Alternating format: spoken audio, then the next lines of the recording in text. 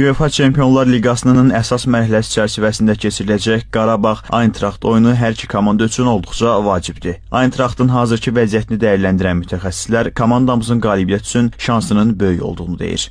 Bu qələbə Qarabağa 24-yə düşmək üçün hava və su kimi lazımdır. Eintrachtda vəziyyət o qədər də yaxşı deyil. Mən düşünürəm ki, Qarabağ bundan kifayət qədər səmərəli istifadə etməlidir.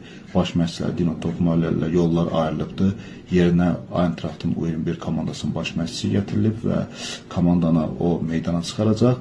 Və bundan başqa komandada kifayət qədər zədəli və xəstə oyuncular var. Məsələn, son oyunda Verderlə maçda Götze meydana sonradan daxil oldu. Batshuayi, Michi Batshuayi zədəlidir. Ondan başqa deyərdim ki, komanda kifayət qədər çox top buraxır, müdafiəsində boşluqlar var. Yanvarda keçirdiyi 3 çempionat oyununda 9 top buraxdılar 3 oyuna və ancaq bununla belə 8 də top rəqib qapılarına vurublar.